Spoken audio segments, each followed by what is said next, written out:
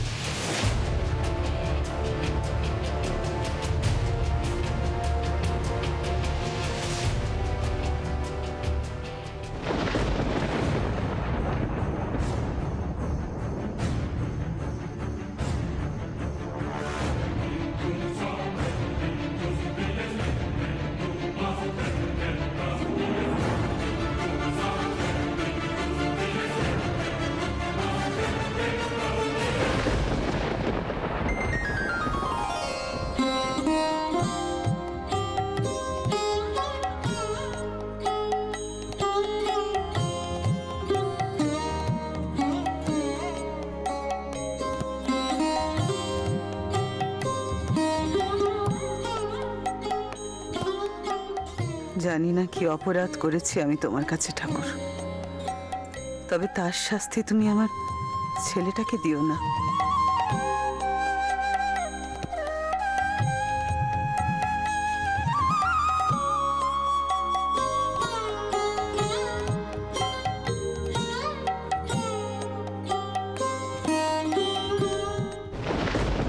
এই মেয়ে ওঠো, কাঁচা কাপড় পরেছি, ছোঁয়া লেগে যাবে।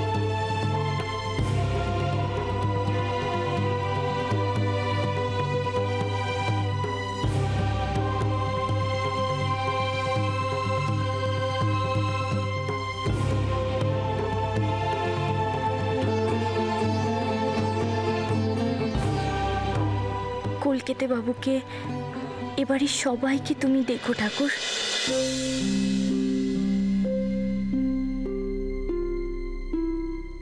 কিরে কিশোর, এখন কি অবস্থা? ভালো আছি, দেখুন রাইও ভালো আছে। উঠতে একটু দেরি হয়ে গেল। বলছি মা দিদিভাই ওরা সব কোথায়? সবাই ঠাকুর দালানই আছে, পুজো তো প্রায় শেষ। কালকের ঘটনায় জেঠিমণি এমন টেনশনে পড়ে গেছিল না, আমার মনে হয় সারা রাত ঘুমোতেই পারিনি। তবে কালকের ঘটনাটা কিন্তু টেনশন করার মতোই ছিল। একটা জিনিস বুঝতে পারছি না, মানে ওই রকম ভাবে আগুনটা লাগলো কি করে? তোরা কি ঘরে মোমবাতি টোমবাতি জ্বালিয়েছিলি নাকি? না না, খামোখা মোমবাতি জ্বালতে যাবো কেন? কারেন্ট গেছে নাকি? হঠাৎ দেখি পর্দায় আগুন জ্বলে গেছে। রাই প্রথম দেখে ইনফ্যাক্ট, তারপরে চেঁচামেচি শুরু করি। আরে আমি আর কমলিকা তো তখন নিচের ঘরে কথা বলছি, উপরে যে আগুনটা এইরকম ভাবে লেগে গেছে আমরা কিছু বুঝতে পারিনি। তো অদ্ভুত লাগছে, আগুনটা লাগলো কিভাবে? তার উত্তর আছে আমার কাছে। তুমি কি কিছু বলবে মীরা দিদি? তোর শরীর এখন কেমন আছে কুসুম?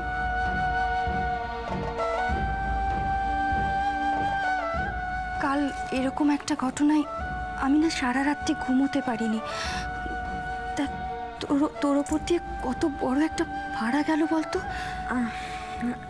আমি এখন ভালো আছি মীরা দিদি, আমার তবু ভয় হচ্ছে।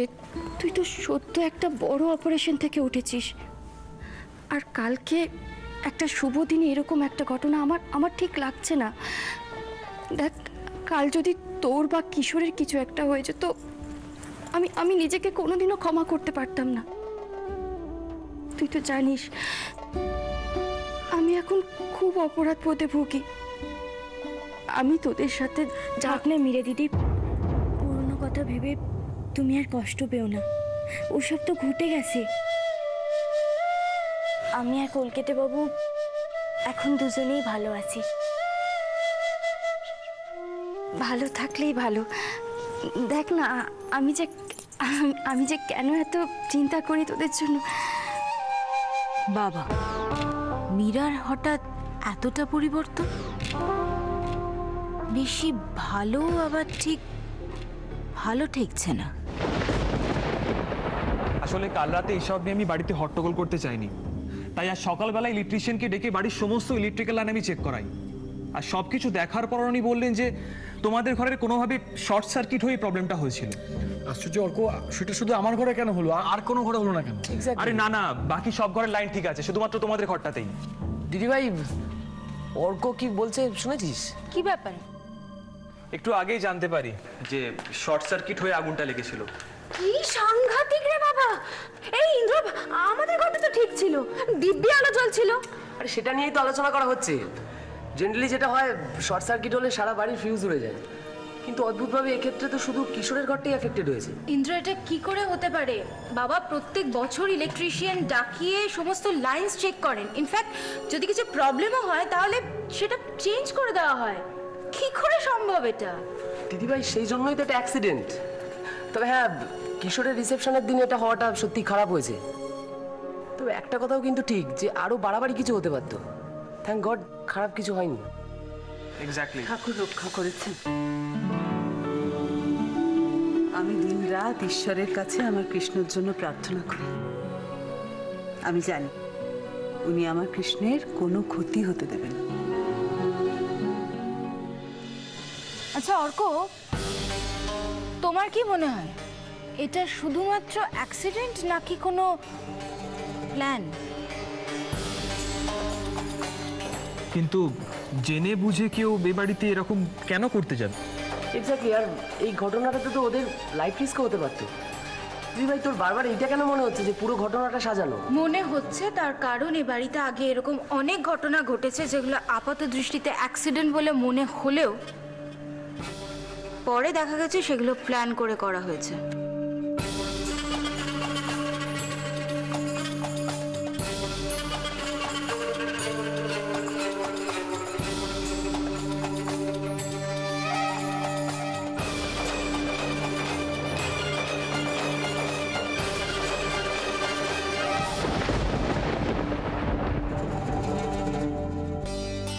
আচ্ছা দিদি ভাই, তুমি কি এই পুরো ঘটনাটার জন্য মীরাকে... থাক বাবা, আমার এসব বলার দরকার নেই। এই কমলিকা, তুমি বলার কি বাকি রাখলে বলো তো? মানে তোমরা তোমরা এখনো আমাকে অবিশ্বাস করো? আচ্ছা তোমাদের কি মনে হয় আমি আমি এই সব কিছু ঘটিয়েছি? আমি মনে তো অনেক কিছুই হয় মীরা, কিন্তু তুমি যদি এই বিষয়ে কিছু বলতে চাও তাহলে বলতেই পারো, তাহলে বিষয়টা আমাদের কাছে একটু ক্লিয়ার হয়। কিছু বলতে চাও কি মীরা? তোমরা কোনোদিনই আমাকে বিশ্বাস করতে পারবে না, তাই না? এতদিন আমি সব ঘটনা ঘটিয়েছি বলে তোমাদের হয়তো মনে হয়েছে যে এই ঘটনাটাও আমি ঘটিয়েছি, কিন্তু দিদিভাই বিশ্বাস করো, আমি কিছু জানি না, আমি কিচ্ছু করিনি। মা মা মা তুমি ওদেরকে একটু বোঝাও না। আচ্ছা আমি কেন কিশোর কুসুমের ক্ষতি চাইবো? আমি তো সব কিছু মেনে নিয়েছি। মীরা তুমি সব কিছু... তুই কি করে কেবল সন্দেহের বশে একটা নিষ্পাপ মেয়ের দিকে অভিযোগের আঙুল তুলছিস? কোনো প্রমাণ ছাড়া কি করে ওকে দোষ দিচ্ছিস? মা তুমি জানো না? আমি জানি, আমি সব জানি। কাল রাতে আমি মীরার সঙ্গে ওর ঘরে ছিলাম, কাজে আমি জানি যে ও কোনোভাবেই এই ঘটনার সঙ্গে যুক্ত হতে পারে না।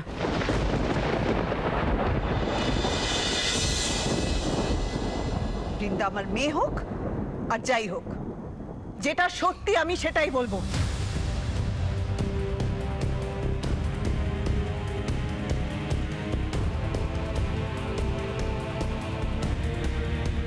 আর তোমরা কি করে মুখ বুঝে ওর এই মিথ্যে বদনামটা সহ্য করলে? ও আগে যে ভুলগুলো করেছে সেটা দিয়ে ওকে সারা জীবন তোমরা বিচার করবে? আসলে জেঠিমণি ওই মা বলে না যে অঙ্গার শত মানে মানে তুমি ওই কয়লাকে যতই ধো না কেন তাও কিন্তু কয়লার রং... এই কমলিকা, তোমাকে বলছি না একদম চুপ। ওকে বারবার বলছি চুপ করে থাকলে এখানে থাকো, আর না জাস্ট নিজের ঘরে গিয়ে বসো। শুধু কমলিকা কেন,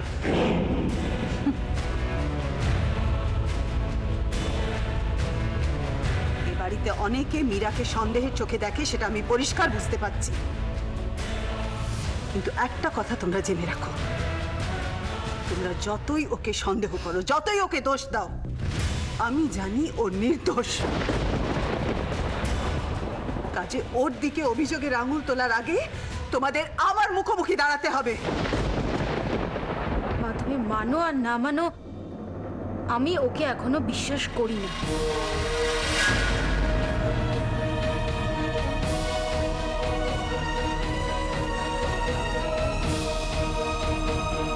তাকে বিশ্বাস করিস না বৃন্দা।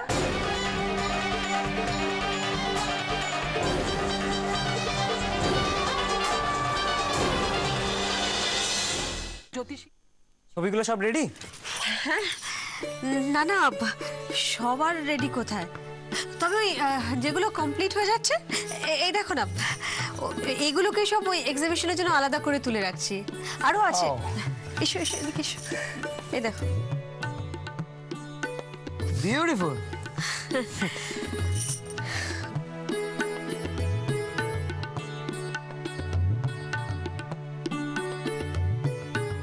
প্রত্যেকটাই মাস্টারপিস।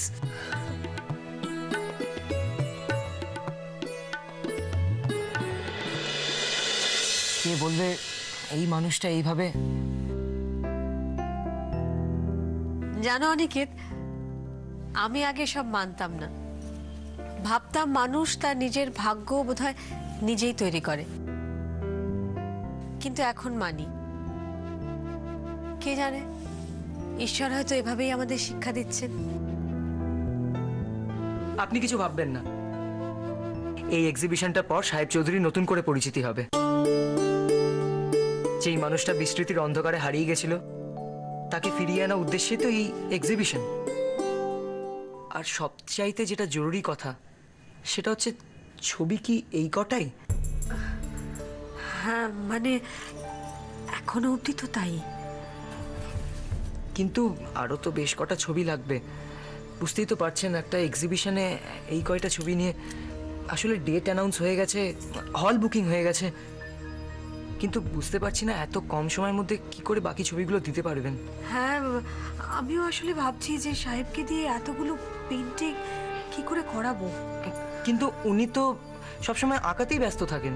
হোমা, তা থাকলে কি হবে, ভীষণ খাম খেয়ালি তো।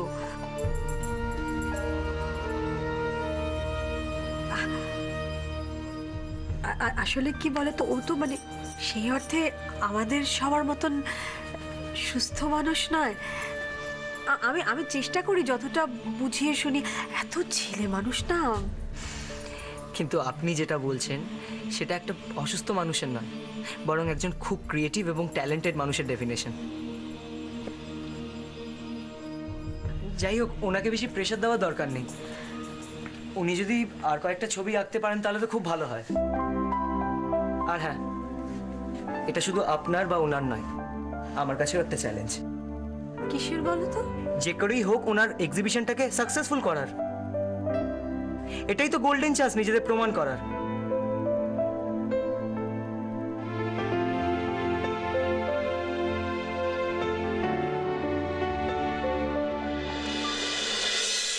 আজ একবার বাড়ি যাওয়া খুব দরকার ছিল আমার, কিন্তু সাহেবের এই দিকটা তাহলে কি করে দেখবো? আমি না থাকলে তো আঁকায় ভাত অব্দি দেবে না। এদিকে কি যে হচ্ছে ওখানে কে জানে। আচ্ছা, বৃন্দাকে একটা ফোন করব। পিসিমণিকে তো জানি, কি জানি আবার কোন নতুন অশান্তি শুরু করে। সবাই সকাল সকাল জটলা করছো দেখছি, তা কি নিয়ে এত কথা হচ্ছিল? কিশোর, তোর শরীর এখন কেমন? হ্যাঁ পিসিটা, আমার শরীর ভালো আছে, আর রাইও ভালো আছে। ও কিছু না পিসিমা, আসলে আমি সকালবেলা ঠাকুরের পুজো দিলাম তো। নিন নিন না, প্রসাদ নিন। তা তোমরা সবাই দাঁড়িয়েছো কেন? আরে বসো বসো। ইরা, এখনো চায়ের ব্যবস্থা করোনি কেন? আজকাল এ বাড়িতে কখন চা খাওয়া হয়? এসে তো দেখছি একটা নিয়মও কোনো ঠিকঠাক নয়। এ বাড়িতে ঠাকুরের যে নিত্য পুজো চলছে সেটাও আমার দাদা বৌদির ভাগ্য। পিসিমা ভুল হয়ে গেছে। আপনি চিন্তা করবেন, আমি এক্ষুনি আপনার চা বানিয়ে নিয়ে আসছি। মীরা, তুমি ওখানে দাঁড়িয়ে কেন? এসো, বসো বসো আমার পাশে।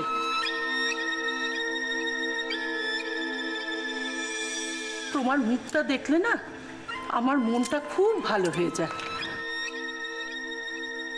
চা এনেছি। এই দেখো পিসি ঠাম্মা, তুমি বলতে না বলতে কুসুম তোমার জন্য চা নিয়ে এসেছে। আগে পিসিমাকে দাও।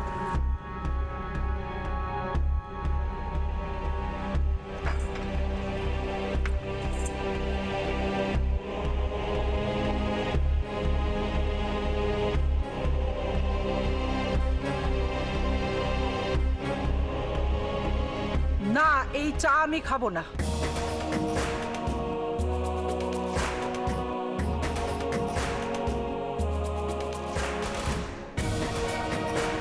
কেন পিসি ঠাম্মা, আপনি কি অন্য কোনো চা খান, মানে লিকার চা?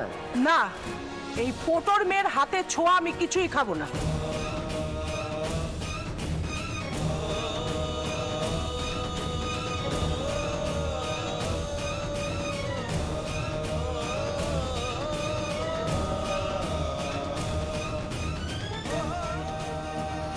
পিসিমা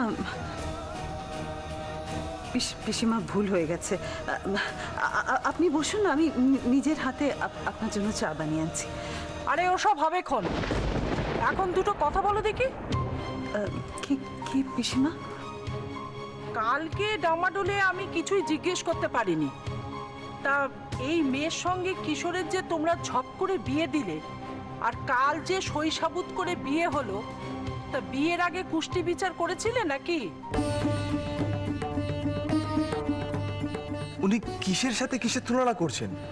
রেজিস্ট্রি ম্যারেজ তো আইনসম্মত, আর আর কুষ্টি বিচার তো কুসংস্কার। আরে সেটা তো তুমি আমি বুঝতে পারছি, ওনাকে এই কথাটা কে বোঝাবে? কারো কিছু বলার থাকলে আমার সামনে বলা হোক না বাপু, হাতে তো আর মাথা কাটবো না। কি হলো, সবাই চুপ করে গেলে? কুষ্টি টুষ্টি বিচার হয়েছে নাকি? ছকটক মিলিয়ে বিয়ে দেওয়াটাই তো দস্তুর। ইন্দ্র, বলছি যে আমাদের কিন্তু কুষ্টি মিলিয়ে বিয়ে হয়েছিল, তাই না বলো? সেই কথাটা তো কেউ জানতে চায়নি, তাই তোমার মুখটা এখন প্লিজ বন্ধ করো। বুঝেছি, অনাচার শুরু হয়েছে বাড়িতে। কটা দিন বাইরে ছিলাম তাইতেই এই, এরপর না জানি কি কি ঘটতো। কিন্তু এসব তো আজকাল আর কেউ মানে না পিসি ঠাম্মা। আধুনিক হওয়া ভালো, কিন্তু অতি আধুনিকতা আমার পছন্দ নয়।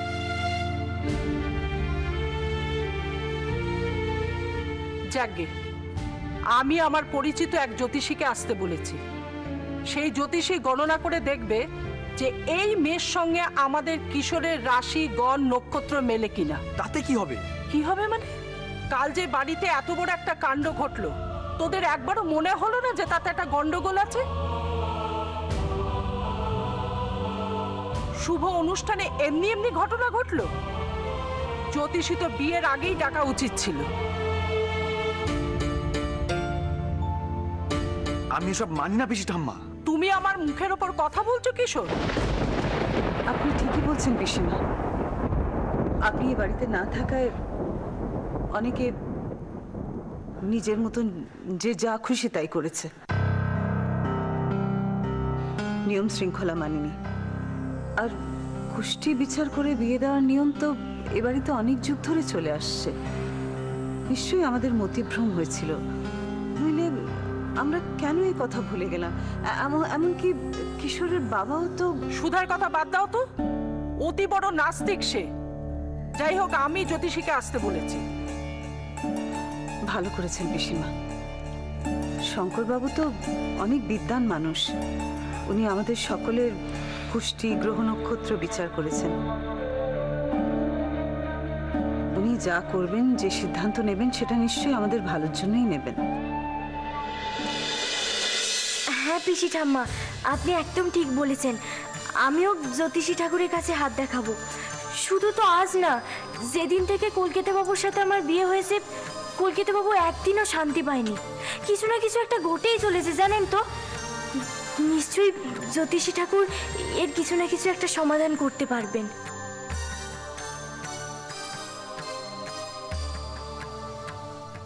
ইন্দ্র বুঝলে, আমিও না আমার হাতটা দেখিয়ে নেবো। আমি শুনেছি নাকি আমি 100 বছর বাঁচবো। হ্যাঁ, সেটা সত্যি কি মিথ্যে জেনে নিতে হবে তো। আর শোনো, তোমার কাজে উন্নতি হবে কিনা, মানে তুমি কাজ ছেড়ে ব্যবসায় মনোযোগ দেবে কিনা, সেটাও তো জেনে নিতে হবে, তাই না? আচ্ছা কমলিকা, তুমি এবার প্লিজ একটু থামবে। রাই হাত দেখাবে না, আর আমিও দেখাবো না। কেন? কেন মানে কি পিসি ঠাম্মা? এগুলো সব কুসংস্কার। আচ্ছা তুমি বলো না, জন্মের মুহূর্তে একটা মানুষের হাতের রেখায় কখনো লেখা থাকতে পারে সারাটা জীবন মানুষের কি হবে? চুপ কর কৃষ্ণ, পিসিমা যেটা বলছেন সেটাই হবে। তোদের ভালোর জন্যই তো এসব করা। গিন্নিমা তো ঠিক বলছেন কলকাতা বাবু, তুমি অত ভেবো না। জ্যোতিষী ঠাকুর ঠিক আমাদের সব দোষ কাটিয়ে দেবেন। আর যদি কিছু ধারণ করলে, কিছু ব্রত করলে আমাদের ভালো হয়, তাহলে আমি তাই করব। দেখবেন আর কোনো বিপদ ধারে কাছে আসবে না। আমি কোনো কিছু মানতে পারবো না, আগেই তোমাকে বলে রেখেছি। তাই এইসব রাশিফল আমি বিশ্বাস করি না। আমি করি, এই কারণেই উনি এখানে আসতে রাজি হয়েছেন। তা না হলে উনি যেখানে সেখানে যান না। একটা কথা বলে রাখছি, উনি যা বলবেন সেটাই হবে। উনি যেটা কুসুমকে করতে বলবেন সেটাই কুসুমকে পালন করতে হবে। ওনার কথার অমান্য আমি এ বাড়িতে সহ্য করব না। ওনার গণনায় স্থির করবে যে কিশোরের বউ কুসুম এ বাড়িতে থাকবে না চিরদিনের মতো বিদায় নেবে।